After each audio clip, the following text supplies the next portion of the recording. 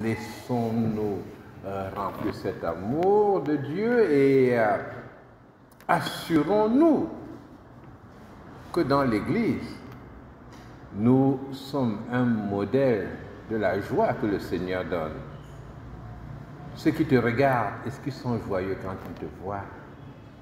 Est-ce que tu as un visage qui montre que le Seigneur vit en toi? Ou alors que tu attends quelque chose de bien de Dieu? Ceux qui attendent un bon événement, un joyeux événement, ils sont joyeux généralement. Ils sont là, ils attendent, quelque chose va arriver et ce sera très bon. Alors, est-ce que c'est ton cas? Alors, laisse que cela vienne sur ton visage. Ne nous laissons pas confisquer toutes nos joies par le diable, mais nous laissons l'ennemi s'installer et les angoisses nous envahissent. Nous ne voyons plus rien de bon de ce que Dieu fait pour nous. Et cela nous paralyse. Nous sommes paralysés et nous devenons incapables de servir le Seigneur et même incapables d'aimer notre prochain. Le thème de ce mois, c'est le service. Et vous allez vous demander pourquoi on choisit un thème comme ça, le service. Ce n'est pas simplement le service de Dieu, mais c'est aussi le service de ton prochain. Je vous assure, pour servir, il faut réussir à s'oublier un peu. Si tu te lèves un matin et tu ne vois que tes problèmes, et tu as la liste de tes problèmes en tête, et rien ne va,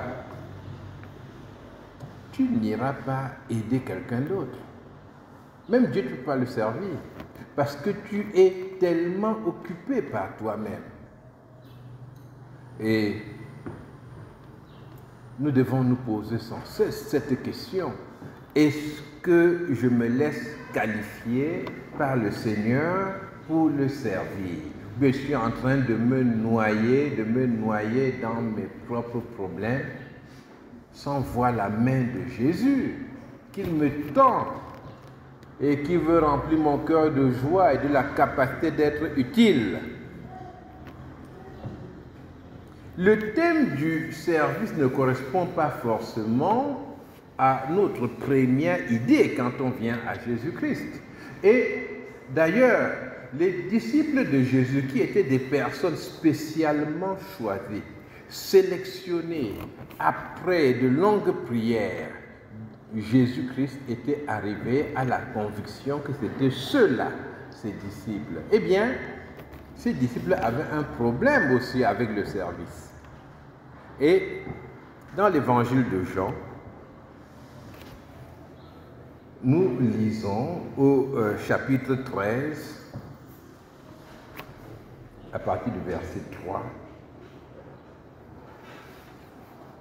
Jésus, qui savait que le Père avait remis toutes choses entre ses mains, qu'il était venu de Dieu et qu'il s'en allait à Dieu, se leva de table, ôta ses vêtements et prit un linge dont il se ceignit. Ensuite, il versa de l'eau dans un bassin et il se mit à laver les pieds des disciples et à les essuyer avec un linge. C'est Jésus, le Fils de Dieu. Il a fait ça. Il a lavé les pieds. Alors, on va passer immédiatement au verset 12. Après qu'il leur eut lavé les pieds et qu'il eut pris ses vêtements, il se remit à table et leur dit: comprenez-vous ce que je vous ai fait? C'est Jésus qui demande à ses disciples: est-ce que vous comprenez ce que je vous ai fait? Vous m'appelez Maître et Seigneur et vous dites bien, car je le suis. Si donc je vous ai lavé les pieds, moi le Seigneur le Maître, vous devez aussi vous laver les pieds les uns les autres, car je vous ai donné un exemple afin que vous fassiez comme je vous ai fait. En vérité, je vous le dis, le serviteur n'est pas plus grand que son Seigneur, ni l'apôtre plus grand que celui qui l'a envoyé. Si vous savez ces choses, vous êtes heureux pourvu que vous les pratiquiez.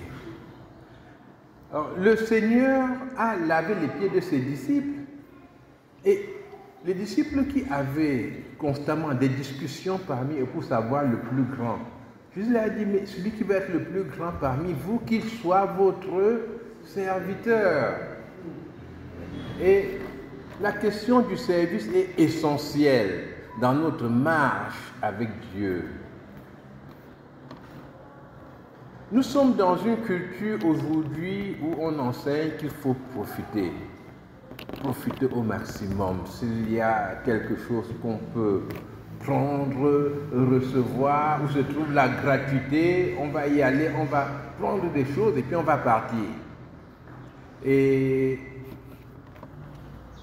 pour les jeunes ici, il faut comprendre que c'est un changement radical par rapport à ce que la société a été par le passé. Par le passé, mais ces sociétés africaines que vous voyez, où vous êtes, étaient des sociétés où servir était une chose importante. Et où c'était une chose naturelle dans l'éducation même. On enseignait aux enfants des valeurs, et parmi ces valeurs-là, il y avait le service. Je me rappelle à l'école primaire, j'avais 7 ans et j'étais à l'école protestante. Et il s'est fait que notre maîtresse était la femme du pasteur de la principale église protestante de la ville, qui s'appelait le Grand Temple. Mais le Grand Temple était loin de la maison. Et la femme du pasteur, qui est notre maîtresse, nous sélectionne 3 élèves, vous viendrez balayer la cour du temple le samedi, dans l'après-midi. Bon, elle nous avait sélectionné, je sais pourquoi elle nous avait sélectionné pour ce travail-là. Et le samedi, je suis allé. C'était toute une marche, hein, peut-être 3 km pour aller c'est 2 km pour aller depuis le quartier 6 au Grand Temple. Et je suis arrivé et les autres n'étaient pas là, mais j'étais le seul. Et je suis parti chez elle, c'était derrière, donc voilà, madame, je suis là, et elle m'a donné un balai. Et la cour c'était le Grand Temple, avec une grande cour. Bon, j'ai commencé à balayer. Et pendant que je balayais, il y a une dame qui m'a vu balayer là, parce que les femmes venaient pour diverses choses. Il y avait une activité dans l'église, et elle m'a donné 10 francs. Alors c'était en 67. Hein? Bon, j'étais bien content parce qu'elle m'a donné 10 francs. Et je me suis dit, mais c'est bien. C'est bien ce que j'ai fait, mais j'avais été payé. C'est pour vous dire que dans le service, mais vous avez beaucoup d'opportunités même que le Seigneur vous donne. Le service, en même temps que cela plaît au Seigneur, mais Dieu ouvre aussi des portes pour vous. Une fois, les jeunes m'ont demandé comment est-ce que tu es devenu pasteur. Hein? Et puis, ils avaient leur journal. Donc, ils s'attendaient à ce que je leur explique que Dieu m'a parlé une nuit. Et puis, je me suis levé et j'ai senti un appel très fort que je ne pouvais plus rien faire. Ils s'attendaient à un témoignage extraordinaire, n'est-ce pas? Et j'ai dit aux jeunes que je suis devenu pasteur par nécessité. Je suis devenu pasteur par nécessité, c'est-à-dire que si j'avais pu ne pas être pasteur, je ne serais pas devenu pasteur. Je suis pasteur parce que à un moment donné, j'ai eu le sentiment que c'était important que je serve le Seigneur dans ce travail-là. J'ai été pendant une dizaine d'années dans une église qui a progressé vers une église pentecôtiste. Je n'ai jamais été pentecôtiste moi-même, n'est-ce pas? Je n'ai jamais adhéré aux doctrines qui tournent autour de l'extraordinaire, du miracle permanent. Non. Le Seigneur m'a fait la grâce de garder les pieds sur terre, n'est-ce pas? Même si on a la tête au ciel. Mais j'y étais et puis, étant responsable là-bas, la plupart des anciens, mais les anciens s'occupaient d'églises qui étaient autour de Yaoundé, qui étaient dans la ville, ou bien c'était pour savoir qui va prêcher dans l'église principale. Et je me suis demandé comment est-ce que je peux servir Dieu. Et donc il y avait des églises périphériques, ou bien des endroits où il n'y avait pas d'église. Et j'ai choisi de servir Dieu dans les villages, au point que Schneider, qui était le responsable principal, il m'a dit, mais qu'est-ce que tu fais dans les villages? Je lui ai dit, mais tu veux que je vienne en ville? Mais en ville, c'est la bousculade par-ci, par-là. Et c'est comme cela que nous avons commencé une église à Bankomo, à Makenene, enfin dans plusieurs endroits où on a travaillé pour mettre des églises sur pied et pour y nommer des pasteurs. Et mon désir, c'était que Dieu soit réellement servi. Être sur la route, y aller, revenir, surveiller les pasteurs qui étaient là-bas en place, dans le but de servir et de glorifier le Seigneur. Pourquoi je le dis? Je le dis pour que vous ne perdiez pas votre jeunesse, votre temps devant Dieu à tourner autour de vous-même. Au moment où je commence à prêcher moi-même de façon régulière, mais c'est que je me rends compte que la Bible donne un message simple et je ne comprends pas pourquoi ce que j'entends partout est tellement loin de la Bible. Je me dis, mais pourtant, même sur le plan de l'histoire, il y a tellement de modèles de personnes qui ont apporté ce message biblique. Et me voilà, n'est-ce pas, avec des diplômes, avec une capacité, me voilà comme enseignant, où des gens disent, oui, on comprend bien ce qu'il enseigne. Et je me dis, mais enfin, est-ce qu'on va laisser l'évangile être enseigné comme il est enseigné, ou bien il faut absolument qu'on s'en mêle? Donc je suis passé d'un poste où je supervisais des pasteurs à un poste où moi-même je devenais pasteur. C'est-à-dire, c'est quand je commençais à prêcher, par exemple, quand j'ai commencé comme pasteur vraiment, c'est là que j'ai fait les premiers baptêmes. Parce que je me mettais au bord de l'eau et puis il y avait quelqu'un d'autre qui descendait dans l'eau et puis qui se mouillait, qui se changeait après, tout cela.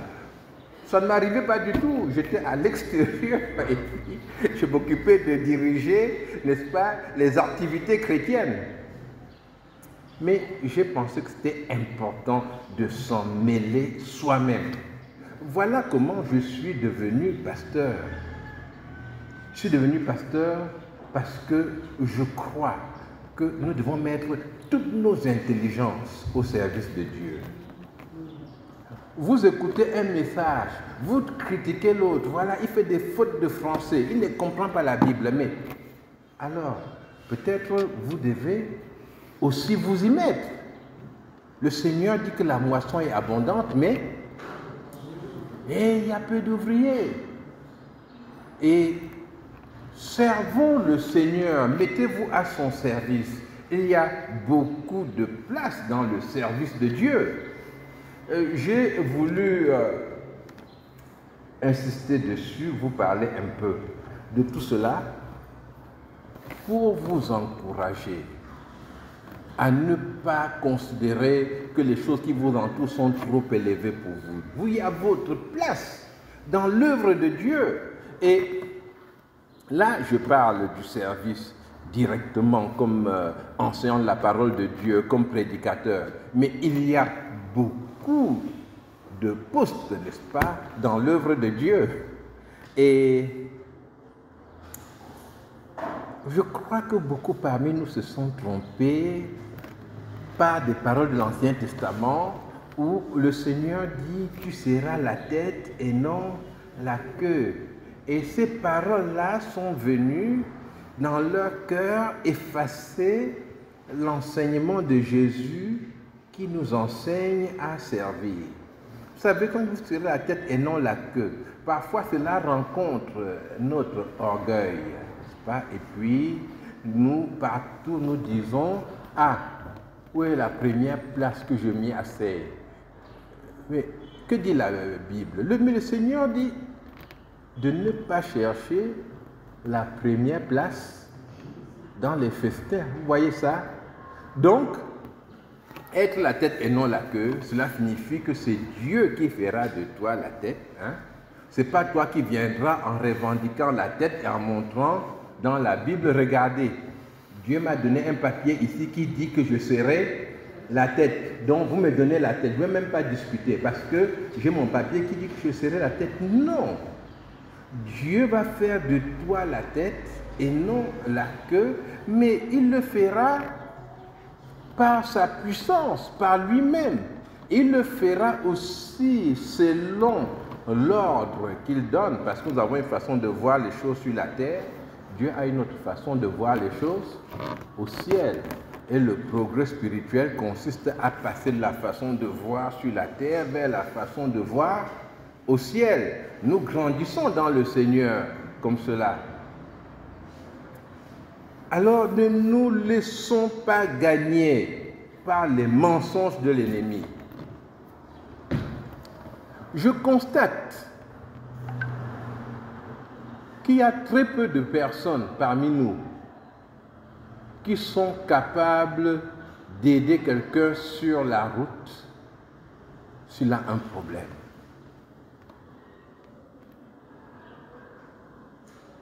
Je vous assure, quand j'étais jeune, il y avait des scènes, on voyait quelqu'un, un pousseur qui arrive sur une colline, il a beaucoup de mal, et je vous dis la vérité, quelqu'un d'autre venait l'aider à pousser jusqu'au sommet de la colline. Ce n'est pas quelqu'un qui l'avait payé, mais quelqu'un venait, il l'aidait à pousser jusqu'au sommet de la colline.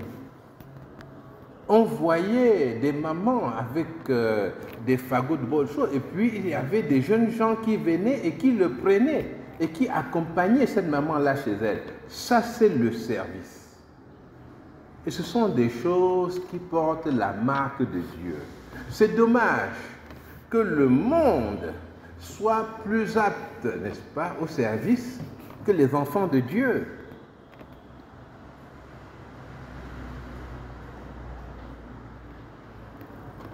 Très peu de jeunes aujourd'hui sont disposés à apporter un coup de main dans quoi que ce soit.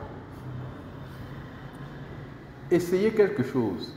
Invitez des jeunes gens à manger. Ils mangent et s'il y en a un à la fin qui débarrasse la table, commencez à remercier Dieu. Hein?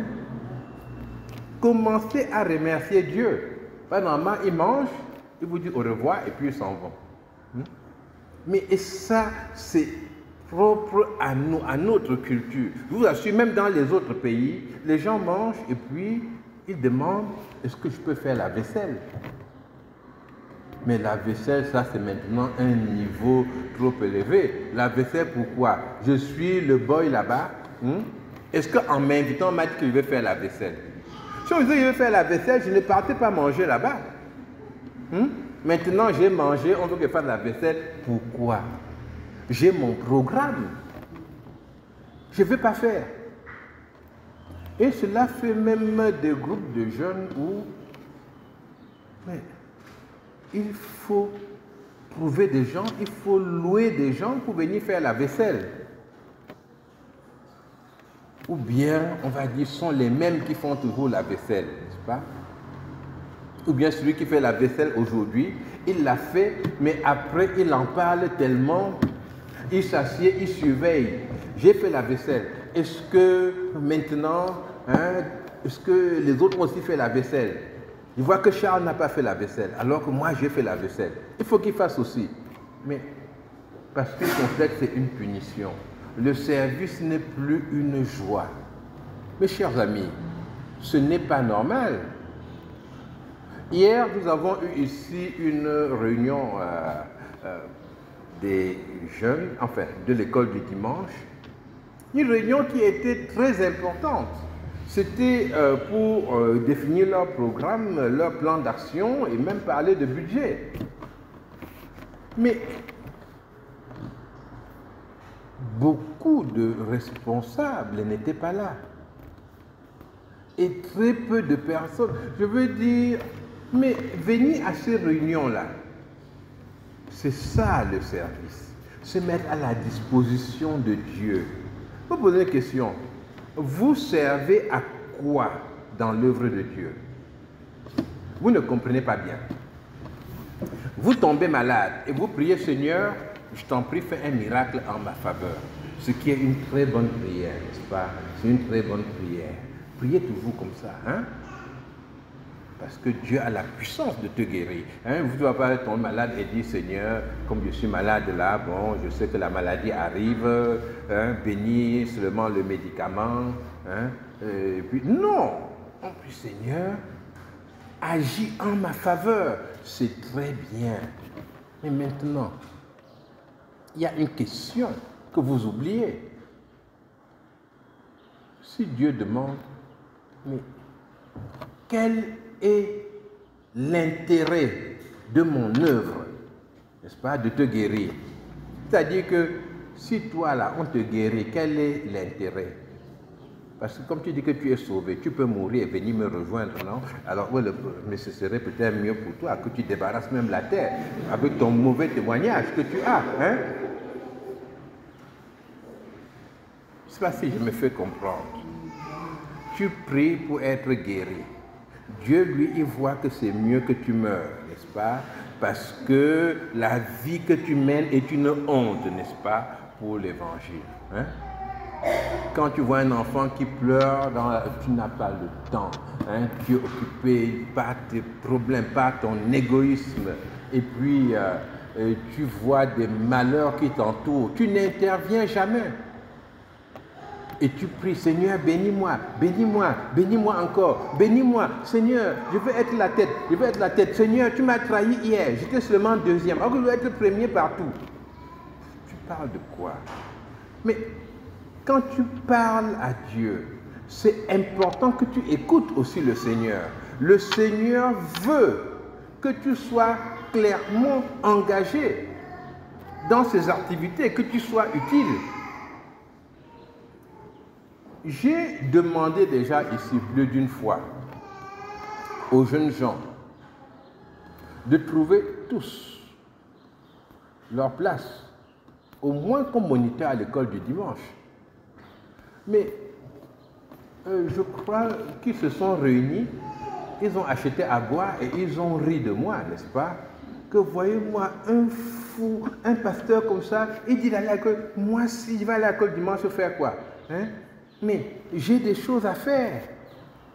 Ah, mais mes chers amis, vous êtes sauvés pour servir. Je dis encore une fois, quelle est votre place? Dans l'église, il y a des gens qui se réunissent, même pour apprendre à chanter. Et l'idée ne vous vient pas que si j'apprenais à bien chanter, je serais plus utile dans l'église. Mais ça ne vous vient pas. Vous êtes totalement bouffé par vous-même, n'est-ce pas? Par vos problèmes, par ce que vous poursuivez, par le temps que vous voulez passer avec vos amis.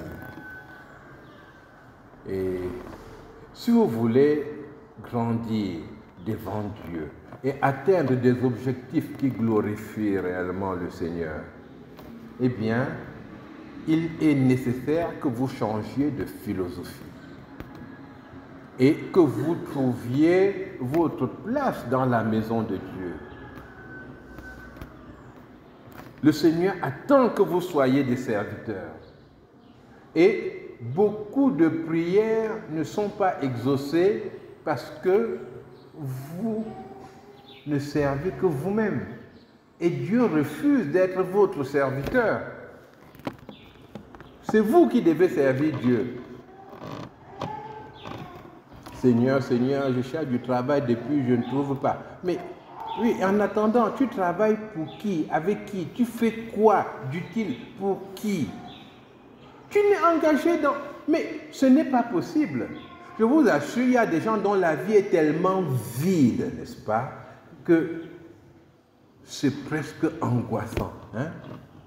On n'aime personne. On vit uniquement pour soi-même. Ce n'est pas ça la pensée de Dieu. Dans la Bible, il y a des histoires de gens qui étaient vraiment capables et qui étaient heureux de servir. Je vais vous citer l'histoire d'une femme, hein, une jeune fille.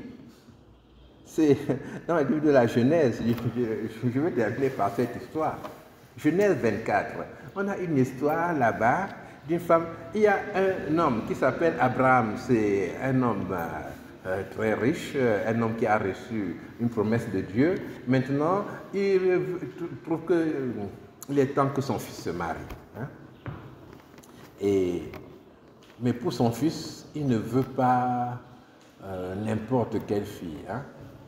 Alors, il sait que chez lui, là, vers son village, les filles sont bien élevées. Il sait comment ça se gère là-bas. Il dit alors, il faut... Il dit à son serviteur, retourne dans mon pays là-bas. C'est loin, c'est un long voyage. Mais va là-bas, tu cherches une femme pour mon fils. Le serviteur dit, hey, c'est très loin. Hein? Et si j'arrive, il y a un refus de venir. Il dit, bon, c'est que ça va. Mais va là-bas. Hein?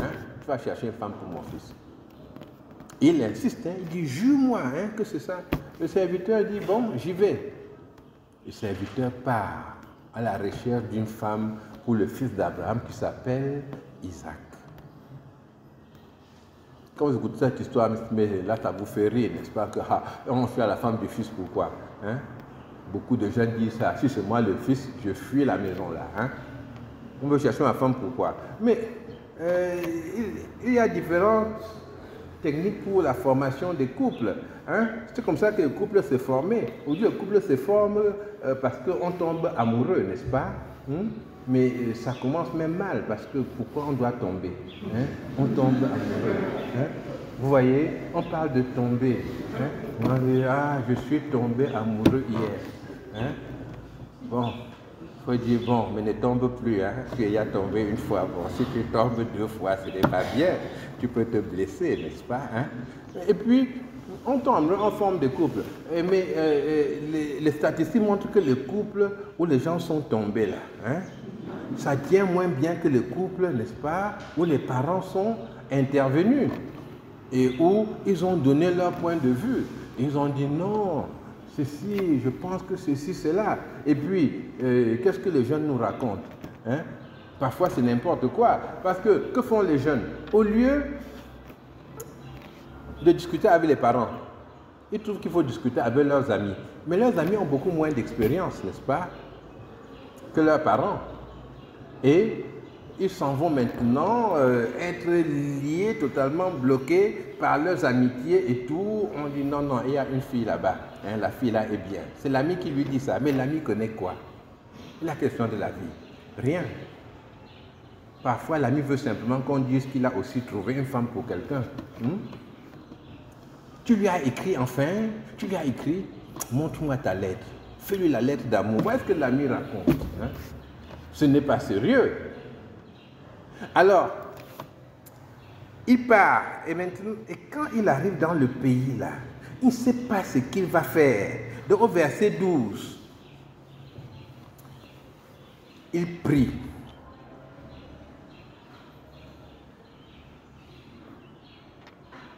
Il dit, Éternel, Dieu de mon Seigneur Abraham, fais-moi, je te prie, rencontrer aujourd'hui ce que je désire. Et use de bonté envers mon Seigneur Abraham. Voici, je me tiens près de la source d'eau, et les filles des gens de la ville vont sortir pour puiser de l'eau. Écoutez maintenant ce qu'il dit.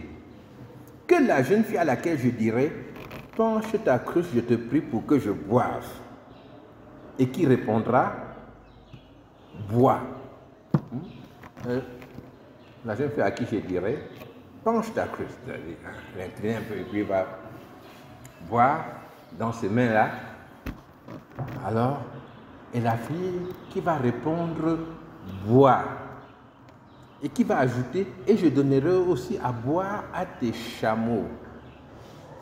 C'est-à-dire la fille qui va donner à boire et qui va dire, même tes chameaux là, je peux leur donner à boire. Eh bien, que cette fille soit celle que tu as destinée à ton serviteur Isaac. Et par là, je connaîtrai que tu uses de bonté envers mon Seigneur. Les chameaux boivent beaucoup, hein. Il faut aller remplir la cruche plusieurs fois. Il n'avait pas encore fini de parler que sortit sa cruche sur l'épaule Rebecca. Au verset 16, c'était une jeune fille très belle de figure. Elle était vierge, aucun homme ne l'avait connue. Elle descendit à la source, remplit sa cruche et remonta. Le serviteur courut au-devant d'elle et dit, « Laisse-moi boire, je te prie, un peu d'eau de ta cruche. » Je vous assure, je vois beaucoup de jeunes filles parmi vous, même des femmes qui auraient dit, fous-moi le camp. La source est là, non? Tu peux aller à la source? Un salaud comme ça, un idiot comme ça, un fainéant comme ça. Donc, quand j'enlève l'eau là, je suis à la maison, ou bien je descends après chercher de l'eau. Ne tente plus jamais ça. Vous savez, il y a même des gens à qui vous voulez demander quelque chose, mais quand vous voyez le visage, vous savez qu'il ne faut pas. Vous dites non, je vais demander à quelqu'un d'autre. Hein? Ça vous est déjà arrivé, non? Vous entrez dans un bureau et vous voyez plusieurs personnes, vous les regardez tous là. Chacun a vraiment une mine, on disait patibulaire. Hein? Et vous dites non, je reviens plus tard ici. Ça ne peut pas marcher. Et donc, il court, il lui dit, je veux boire. Et elle répond, bois mon Seigneur. C'est-à-dire, elle est polie. Et vous savez, le signe que le serviteur a demandé, c'était un signe qui montre qu'il cherchait une femme serviable. Vous comprenez bien? Il y a une femme serviable. Et beaucoup de femmes même, il y a des femmes qui perdent des occasions très importantes dans la vie, n'est-ce pas? Parce qu'elles ne sont pas serviables. Elle s'assied à côté d'une maman, elle dit, ah, pousse-toi que je m'asseye bien. Elle ne sait pas que la maman là est la mère de beaucoup de jeunes garçons, de beaux garçons. Et dès que lui, un garçon dit, maman, la maman dit, quoi? Tu veux que je me suicide? Elle va te détruire. Elle m'a insulté l'autre jour. Vous voyez comment les mamans résument les situations. Elle m'a insulté. Le garçon dit non, insulter ma mère, ça c'est trop. Hein? Je ne peux pas. Et puis, alors que les femmes qui ont un bon témoignage de la part des mamans qui les entourent, parce que je vais vous dire une chose que vous ne savez pas, les mamans que vous voyez, ce sont des grandes militantes, n'est-ce pas, en matière de mariage. Parfois, les jeunes filles qu'on demande en mariage, elles sont très contentes. Ah, le garçon là m'a vu, j'étais belle. Elle ne sait pas que c'est une maman qui a dit au garçon que, mais tu attends quoi? Dieu te donne des choses, tu ne vois pas pourquoi. Mon garçon, mais mais non. Donne-moi quelque chose, je vais te montrer quelqu'un. Parce qu'elle sait que si elle lui dit, je veux te montrer quelqu'un, il va dire non, non, non, non. Une vieille maman, elle dit, donne-moi quelque chose d'abord. Et là maintenant, comme il doit payer, il est content. Maman, dis-moi c'est qui, c'est ça. Et à la fin, il y a un mariage qui se fait. Donc, elle s'empressa d'abaisser sa cruche sur sa main et de lui donner à boire. Quand elle eut achevé de lui donner à boire, elle dit, je puiserai aussi pour tes chameaux jusqu'à ce qu'ils aient assez bu. Au verset 21, l'homme la regardait avec étonnement et sans rien dire, pour voir si l'Éternel faisait réussir son voyage ou non. Il a dit, je suis tombé sur l'équipe nationale du service. Non, avec la femme-ci, vraiment, je suis sûr que la famille sera bien. Et Rebecca ne savait pas qu'elle était devant un concours, n'est-ce pas? Elle ne savait pas. Elle ne savait pas qu'il y avait un examen extraordinaire devant elle. Mais elle avait un esprit de service, cette femme. Et Dieu l'a bénie en faisant d'elle l'ancêtre de Jésus-Christ.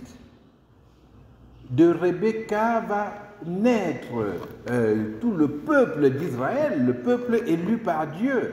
Mais mes chers amis, engageons-nous clairement dans le chemin du service. Rebecca est devenue la tête et non la queue. Mais pour devenir la tête, elle a accepté ce jour-là d'être la queue, n'est-ce pas? Elle a servi les chameaux, descendu plusieurs fois, puisé de l'eau, et Dieu l'a élevée. Donc, trouvons notre place dans le service. C'est dans la pensée de Dieu. Ce thème est le thème du mois. Nos frères et sœurs les prédicateurs, les anciens de cette église et ceux qui prêchent vont développer ce thème de façon plus détaillée pendant tout ce mois de septembre. Que le Seigneur fasse de vous de bons serviteurs de Dieu et de bons serviteurs et des autres qui nous entourent. Que le Seigneur vous bénisse. Amen. Nous allons prier.